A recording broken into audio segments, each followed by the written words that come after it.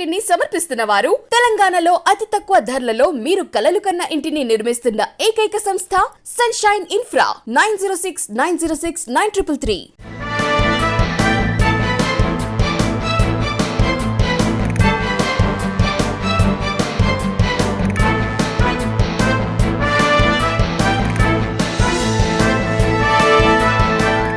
నమస్తే, welcome to V3 news. లక్ష్యం సమాజహితం. నేను తులసిరామ్. ముందుగా బులెటిన్లో హెడ్లైన్స్. రామచంద్రాపురంలో పెన్షన్లు పంపిణీ చేసిన మంత్రి వేణుగోపాల్. అర్హులైన ప్రతి ఒక్కరికి పెన్షన్ అందించడమే ప్రభుత్వ లక్ష్యమన్న మంత్రి. ప్రజా పోరాట దినోత్సవంగా జనసేన చీఫ్ పవన్ జన్మదినం. రోడ్ల సమస్యలపై 3 రోజుల పాటు అవగాహన కార్యక్రమాలు. వైసీపీ మంత్రులపై సిపిఐ రాష్ట్ర కార్యదర్శి రామకృష్ణ విమర్శలు. రాష్ట్ర పరిస్థితులపై మతి భ్రమించి మాట్లాడుతున్నారని ఆగ్రహం. విశాఖ హిందుస్థాన్ పెట్రోలియం కంపెనీలో గ్యాస్ లీక్. ప్రాణభయంతో పరుగులు తీసిన కార్మికులు.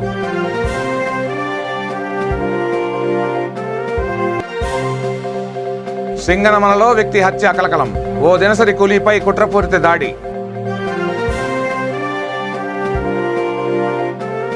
ఇక డీటెయిల్స్ లోకి వెళితే, రామచంద్రాపురంలోని 9వ సచివాలయం పరిధిలో వాలంటీర్లతో కలిసి మంత్రి చెల్లుబోయిన శ్రీనివాస వేణుగోపాలకృష్ణ పెన్షన్లను పంపిణీ చేశారు. వాలంటీర్ల వ్యవస్థ ద్వారా అందజేస్తున్న పెన్షన్ కార్యక్రమాన్ని పరిశీలించారు.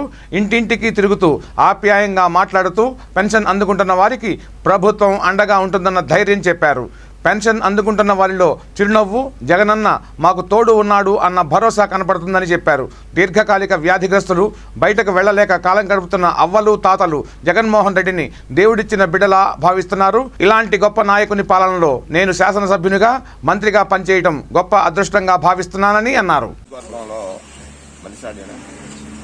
రామచంద్రపురం నియోజకవర్గంలో 1వ తారీఖు ఉదయాన్నే వాలంటీర్ వ్యవస్థ పెన్షన్ పంపిణీ విధానాన్ని పరిశీలించడం జరిగింది. ప్రధానంగా నడవలేక మంచాలకే పరిమితమై జీవితం వెళ్లబోస్తున్నటువంటి కుష్టి వ్యాధిగ్రస్తులు ఉన్నారు కొంతమంది.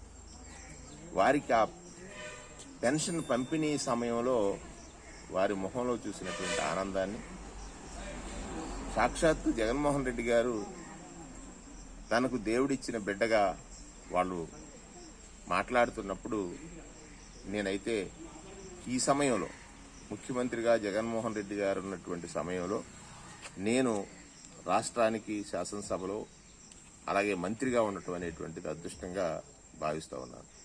ఉదయం 6 గంటలకే వారింటికి వెళ్ళి తలుపు తట్టి ఎవరైతే బయటికి వెళ్ళలేని స్థితిలో జీవనం గడుపుతున్నటువంటి వాళ్ళని, వాళ్ళకి వాళ్ళ అవసరాలు, అంటే ప్రభుత్వ ఉద్యోగికి అవసరమైతే ఒక 2 రోజులు ఆలస్యంగా జీతం రావచ్చు, కానీ ఈ ఆకలిలో ఉన్న పేదవాడి జీవితాన్ని తన కళ్ళతో కష్టాన్ని చూసి మనసుతో పరిష్కరించేటువంటి వ్యక్తులు మాత్రమే చేయగలరు.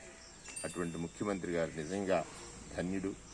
రామచంద్రపురం నియోజకవర్గంలో ఈ కార్యక్రమం ఒక ప్రతిష్టాత్మకంగా నిర్వహించడం జరిగింది.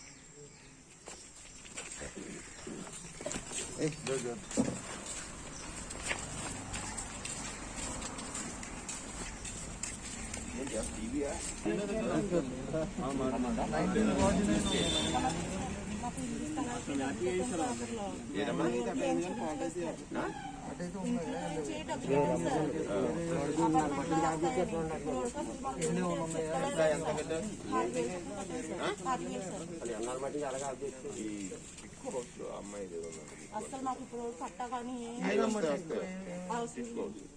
తీసుకోలో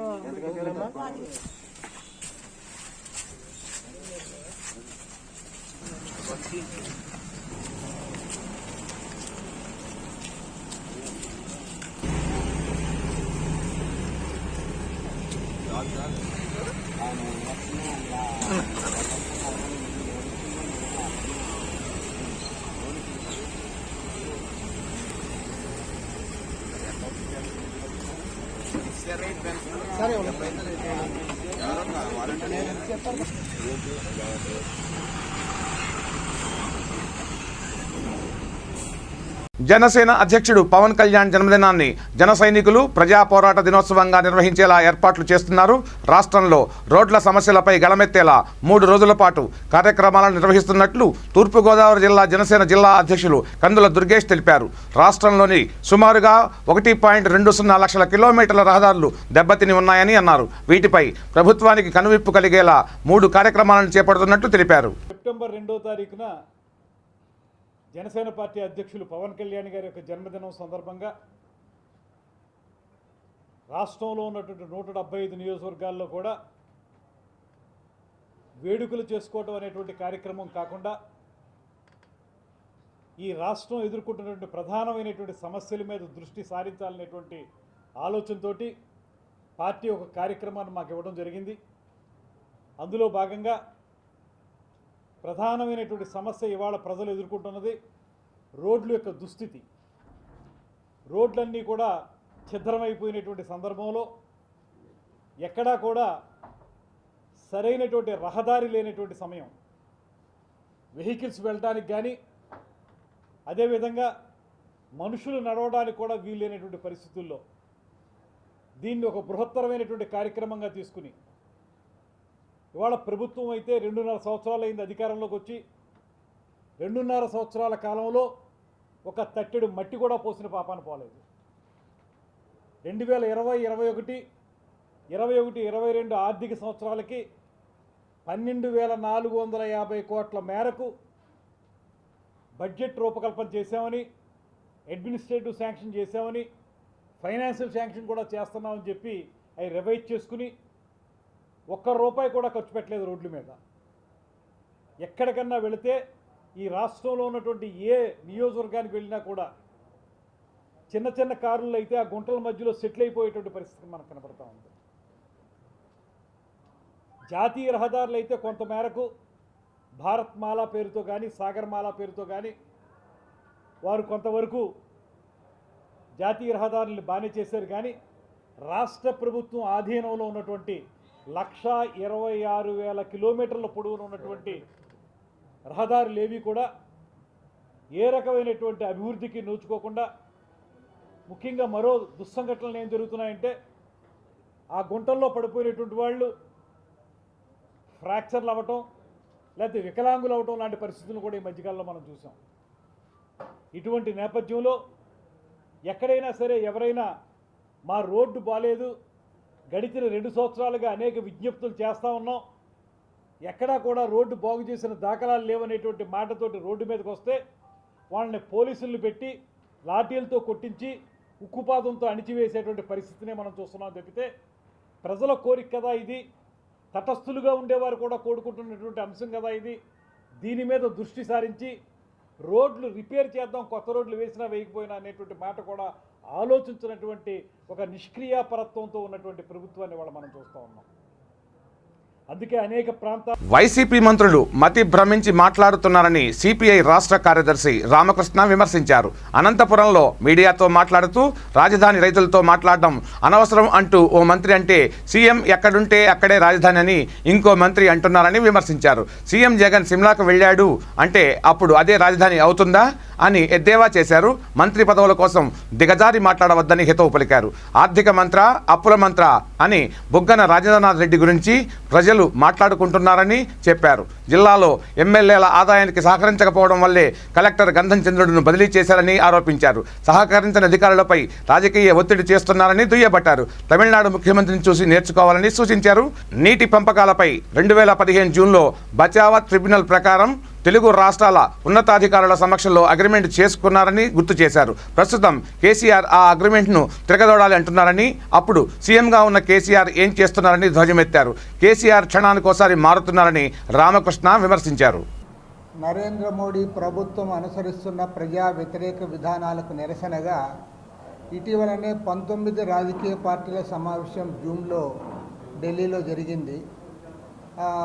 ప్రత్యేకించి కాంగ్రెస్ పార్టీ అధ్యక్షురాలు సోనియా గాంధీ గారి చొరవతో ఆ సమావేశం జరిగింది. ఇవాళ మోడీ ప్రభుత్వం అధికారంలోకి వచ్చిన తర్వాత మొత్తం చరిత్రనంతా కూడా వక్రీకరిస్తూ ఉంది. ఎందుకంటే స్వాతంత్ర పోరాటంలో ఏనాడు పాల్గొనని ఈ బీజేపీ మాతృ సంస్థ ఆర్ఎస్ఎస్ వారు ఇవాళ మొత్తం చరిత్రనంతా వక్రీకరించి చరిత్రలో ఎవరైతే పాల్గొనలేదో వాళ్ళని ముందుకు తెస్తూ ఉన్నారు.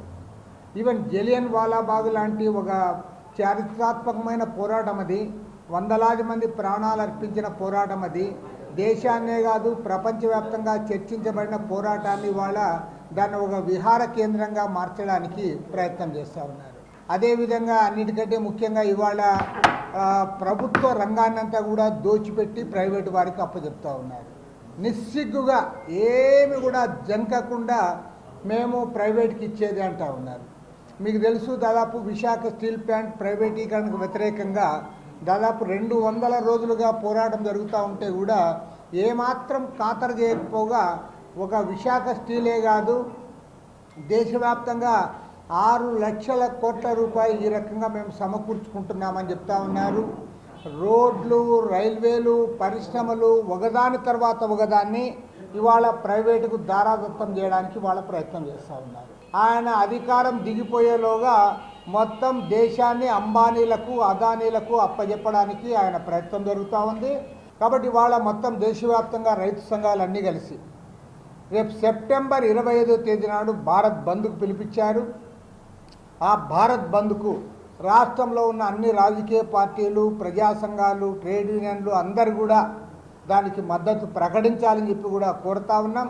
ఈ రాష్ట్రంలో దేశవ్యాప్తంగా జరుగుతున్న ఈ బంద్ను జయప్రదం చేయడం ద్వారా నరేంద్ర మోడీ ప్రభుత్వానికి ఒక చెక్ పెట్టాలని చెప్పి కూడా ప్రజానీకానికి విజ్ఞప్తి చేస్తూ ఉన్నాం. ఈరోజు హైదరాబాద్లో కృష్ణా రివర్ బోర్డు వారి మేనేజ్మెంట్ బోర్డు మీటింగ్ జరుగుతూ ఉంది. మీకు 2 విషయాలు చెప్పాలి. ఎందుకంటే మనకి గతంలో బచావత్ ట్రిబ్యునల్ ప్రకారము మనము నీటి పంపకాలు చేసుకున్నాం. ఆ తర్వాత బ్రిజేష్ కుమార్ ట్రిబ్యునల్ వచ్చింది. బ్రిజేష్ కుమార్ ట్రిబ్యునల్ వారు విశాఖపట్నం హిందుస్థాన్ పెట్రోలియం కార్పొరేషన్ సంస్థలో గ్యాస్ లీకేజ్ కలకలం రేపింది. గ్యాస్ లీక్ అవడంతో వందలాది మంది కార్మికులు ప్రాణభయంతో బయటకి పరుగులు తీశారు. అగ్నిమాపక సిబ్బంది రంగంలోకి దిగారు. లీకేజీని అదుపులోకి తీసుకువస్తున్నారు. కంపెనీలో అగ్ని ప్రమాదంపై పారిశ్రామిక ప్రాంత వాసులు ఆందోళన చెందుతున్నారు. అధికారులు సరైన సమయంలో స్పందించడంతో ప్రాణ నష్టం తప్పింది.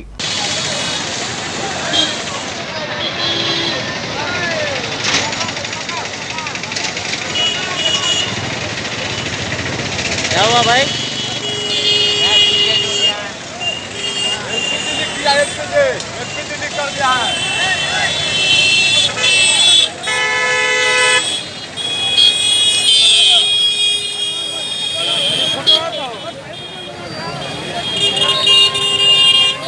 అనంతపురం జిల్లా సింగనమలలో వ్యక్తి హత్య కలకలం రేపింది. పెనకచెల్ల గ్రామంలో నాగరాజు అనే వ్యక్తిని గుర్తు తెలియని వ్యక్తులు దారుణంగా హత్య చేశారు.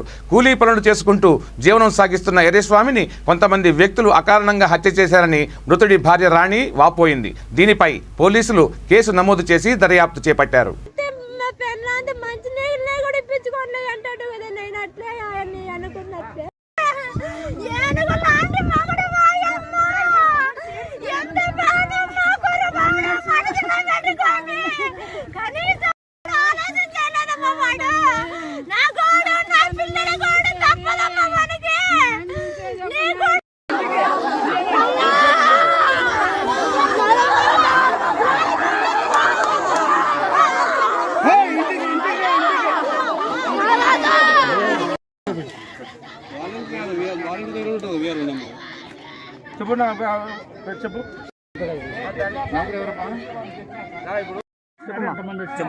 చెప్పమ్మా ఎందుకోసం వచ్చారు, ఏ టైంలో వచ్చినారో చెప్పండి.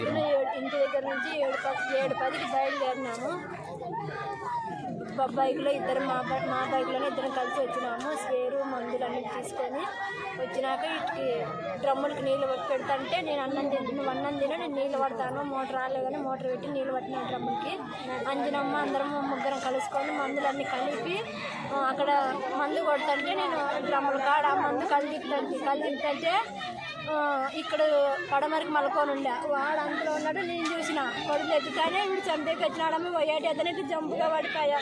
ఈడు కూడా నన్ను కూడా ఎత్తాడని అక్కడ ముళ్ళ కంచి దాటుకొని అక్కడ మళ్ళలో దాటుకొని చెప్పులు కూడా ఉన్నాయి. చెప్పులు ఉంటే పరిగెత్తలేదని చెప్పులు కూడా మళ్ళీ వదిలేసి అన్నా నా మోడి చంపుతున్నారంటే ఏమున్నా మేము ఆడ ఎవరు ఉన్నాపమ్మ పోమ్మ అంటే అక్కడ పోయి రోడ్డు దాటుకొని పోతే ఆటో కనపడితే ఉంటారు కదా, మందులు వేసుకొని వచ్చింటారు, కూలర్లు ఉంటారని పోతారు, కూలర్లు ఉన్నారు.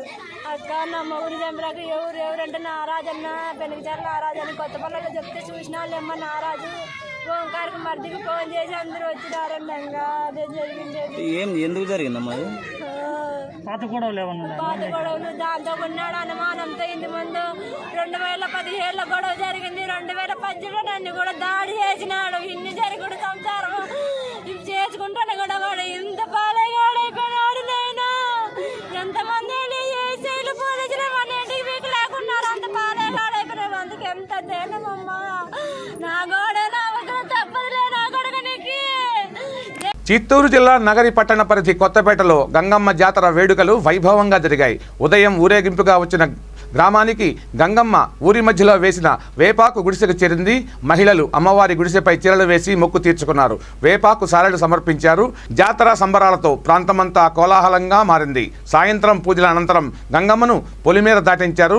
భక్తి ముసుగులో కోవిడ్ చర్యలను జనం పూర్తిగా విస్మరించారు. 200 మంది గుంపులుగా సంచరిస్తే అందులో ఒక్కరు కూడా మాస్కులు వేసుకోకపోవడం గమనార్హం.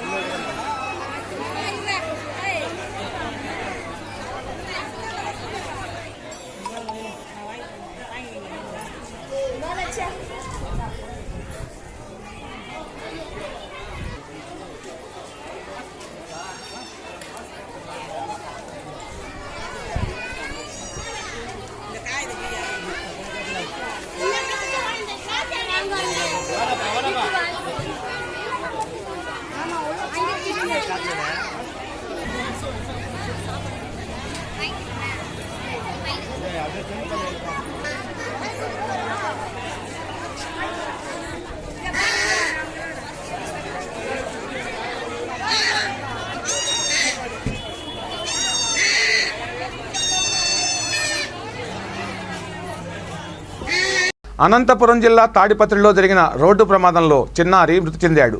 రోడ్డు దాటుతున్న సమయంలో కంటైనర్ లారీ బలంగా ఢీకొట్టడంతో రఘునాథ్ అనే బాలుడు మృతి చెందడంతో ఆ ప్రాంతంలో విషాద ఛాయలు అలుముకున్నాయి. దీనిపై పోలీసులు కేసు నమోదు చేసి దర్యాప్తు చేస్తున్నారు.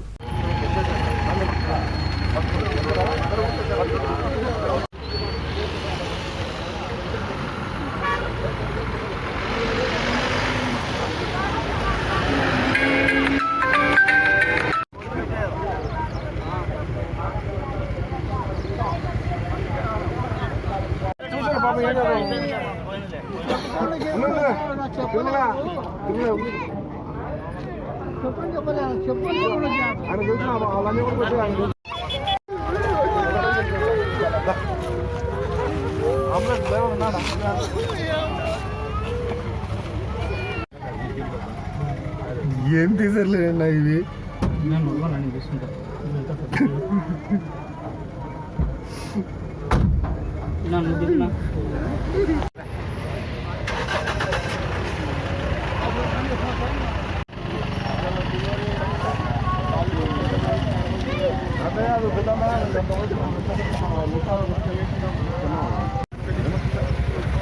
ఎట్లా దాటినా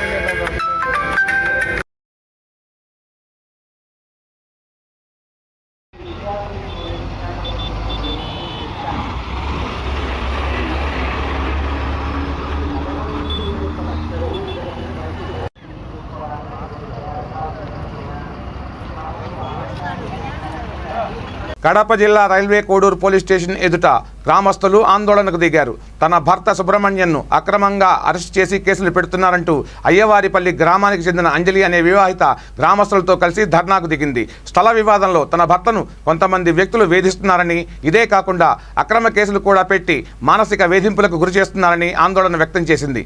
దీనిపై తనకు న్యాయం చేయాలని కోరుతోంది.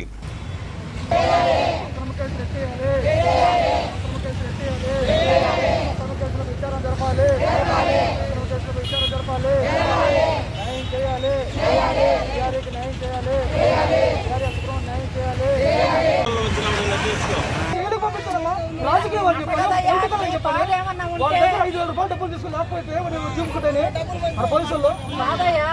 మీ బాధ ఏమన్నా ఉంటే మీరు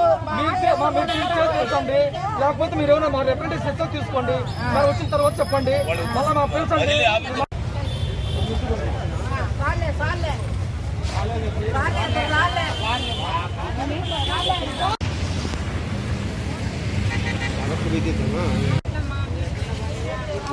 పట్టుకున్నారు, వీళ్ళు పట్టుకున్నారు, ఆలక దెబ్బలు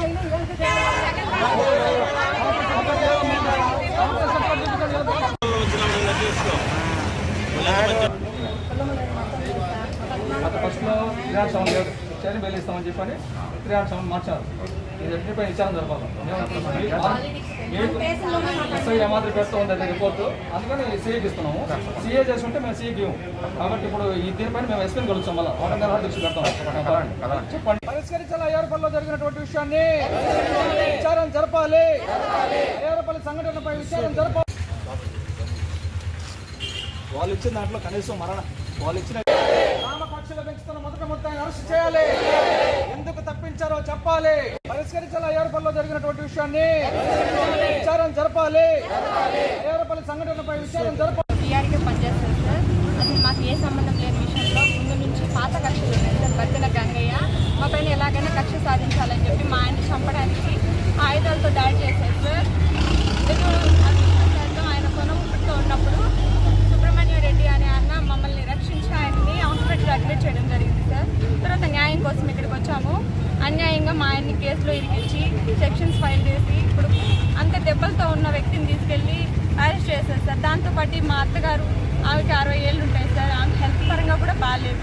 అవి కూడా ఏం పట్టించుకోకుండా ఆమెని తీసుకెళ్ళి అరెస్ట్ చేశారు.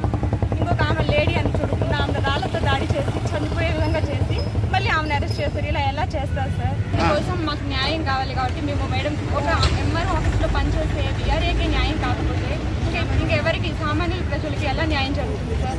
మాకు న్యాయం కావాలి. న్యాయం జరిగే వరకు మేము ఇలానే చేస్తాము. అవసరమైతే ఆత్మహత్య చేసుకుంటాం సార్. ఇందుకు నిరసనగా మేము ఫస్ట్ ఎంఆర్ఓ ఆఫీస్ దగ్గర నుంచి ఇక్కడ పోలీస్ స్టేషన్ దగ్గర నిరసనగా వచ్చాము. కడప జిల్లా రాయచోటి నియోజకవర్గ పరిధిలోని రాజులు కాలనీ ఐసీడీఎస్ ఆఫీస్ నందు అధికారిని వసంతబాయితో V3 న్యూస్ ప్రతినిధి శివాచారి ప్రత్యేక ఇంటర్వ్యూ నిర్వహించారు. ఈ సందర్భంగా ఆమె మాట్లాడుతూ నియోజకవర్గ పరిధిలోని అంగన్వాడీ సెంటర్లో, మినీ అంగన్వాడీ సెంటర్లలో కొత్తగా అంగన్వాడీ వర్కర్లు, ఆయాల పోస్టులకు గాను 104 మంది దరఖాస్తు చేసుకున్నారని తెలిపారు. అలాగే కరోనా సమయంలో ప్రతి సెంటర్ను ఎప్పటికప్పుడు పరిశీలిస్తున్నామని, అలాగే గర్భవతులకు, బాలింతలకు, చిన్నపిల్లలకు ఎటువంటి సమస్య లేకుండా వారి ఇళ్లకు సరుకులను పంపిణీ చేస్తూ వచ్చిన వారు తప్పనిసరిగా మాస్కులు వాడుతూ అలాగే సామాజిక దూరం పాటించి తగు చర్యలు పాటించామని ఆమె ఈ సందర్భంగా తెలిపారు. లక్ష్యం సమాజ హితం. నేను శివాచారి. కడప జిల్లా రాయచోటి నియోజకవర్గం రాయచోటి ఐసీడీఎస్ ఆఫీస్ సిడిపిఓ వసంతబాయితో V3 న్యూస్ ముఖాముఖి.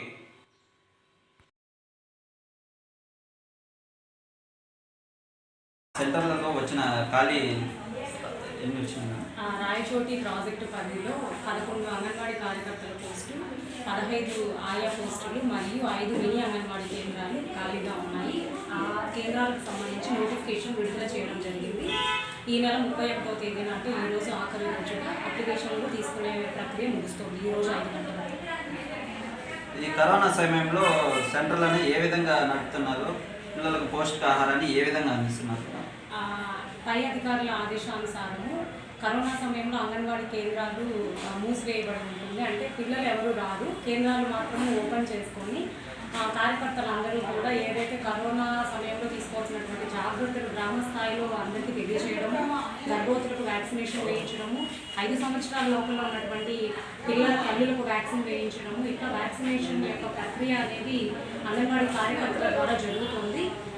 అంతేకాకుండా ఏదైతే పోషకాహార పంపిణీ ఉందో అది లబ్ధిదారులందరికీ సకాలంలో అందించేటటువంటి ప్రక్రియ అంటే టేక్ హోమ్ రేషన్లో ఇస్తున్నాము. ఈ రేషన్ని సకాలంలో లబ్ధిదారులకు అందించేటటువంటి ప్రయత్నాలు, హౌస్ విజిట్స్ చేయడము, వాళ్లకు ఇమ్యూనిటీ గురించి తీసుకోవాల్సినటువంటి జాగ్రత్తలు చెప్పడము, సోషల్ డిస్టెన్స్ మెయింటైన్ చేయడము, మాస్కులు ధరించడము, ఈ మధ్య నో మాస్క్ నో ఎంట్రీ అనేటటువంటి క్యాంపెయిన్ కూడా ప్రతి అంగన్వాడీ కేంద్రంలో నిర్వహించడం జరిగింది. టోటల్ 374 కేంద్రాలు ఉన్నాయి ప్రాజెక్టు పరిధిలో. అన్ని చోట్ల కూడా నో మాస్క్ నో ఎంట్రీ అనేటటువంటి నినాదంతో కరోనాని అరికట్టడంలో మా వంతు ప్రయత్నం మేము చేస్తున్నాం. ఆ సెంటర్లన్నీ ఫిలప్ అయిపోయినాయా, లేదంటే అక్కడక్కడ ఏదన్నా అవకతవకలు ఏదన్నా అంటే సెంటర్లలో వాళ్ళు సరిగా నడపకపోవడం అంట, పిల్లలు రాకపోవడం అంట ఏమన్నా? ప్రస్తుత పరిస్థితుల్లో కేంద్రాలలో పిల్లలు హాజరు అనేది ఉండదు. ఎటువంటి అవకతవకలకు పాల్పడుకోకుండా కార్యకర్తలకు సరైనటువంటి సూచనలు ఇవ్వడము, టేక్ హోమ్ రేషన్ ఉండడం వల్ల అందరికీ లబ్ధిదారులు కూడా బయోమెట్రిక్ విధానంలోనే పోషకాహార పంపిణీ, అంటే ఈ మధ్యకాలంలో పాలు కూడా బయోమెట్రిక్ ద్వారా తీసుకోవాల్సిన అవసరం ఏర్పడింది. అందువల్ల ప్రతి ఒక్కరిని కూడా బయోమెట్రిక్ విధానంలోనే లబ్ధిదారులకు సాధ్యమైనంత వరకు ట్రాన్స్పరెన్సీ ఆఫ్ బర్త్ కింద తీసుకోమని చెప్తున్నాను. సెంటర్కి ఏమేమి పోషకాహారాలు ప్రస్తుతం టేక్ హోమ్ రేషన్లో భాగంగా రైస్, దాల్, ఆయిల్ ఇవి ఇస్తున్నాము గర్భవతులకు మరియు బాలింతలకు. నెలకు సరిపడా కోడిగుడ్లను ఇవ్వడం జరుగుతుంది. ఇవి ఈ బులెటిన్ విశేషాలు. బులెటిన్ ముగించే ముందు హెడ్లైన్స్ మరోసారి. రామచంద్రాపురంలో పెన్షన్లు పంపిణీ చేసిన మంత్రి వేణుగోపాల్. అర్హులైన ప్రతి ఒక్కరికి పెన్షన్ అందించడమే ప్రభుత్వ లక్ష్యమన్న మంత్రి. ప్రజా పోరాట దినోత్సవంగా జనసేన చీఫ్ పవన్ జన్మదినం. రోడ్ల సమస్యలపై 3 రోజుల పాటు అవగాహన కార్యక్రమాలు.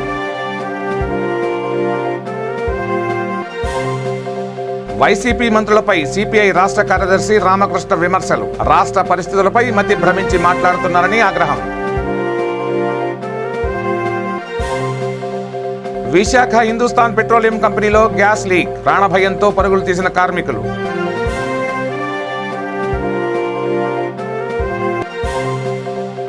సింగనమలలో వ్యక్తి హత్య కలకలం. ఓ దినసరి కూలీపై కుట్రపూరిత దాడి.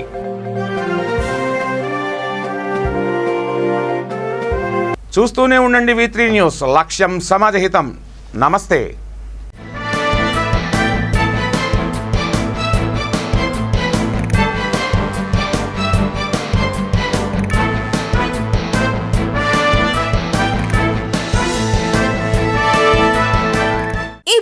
సమర్పిస్తున్న వారు తెలంగాణలో అతి తక్కువ ధరలలో మీరు కలలు కన్న ఇంటిని నిర్మిస్తున్న ఏకైక సంస్థ సన్షైన్ ఇన్ఫ్రా. 9069069333.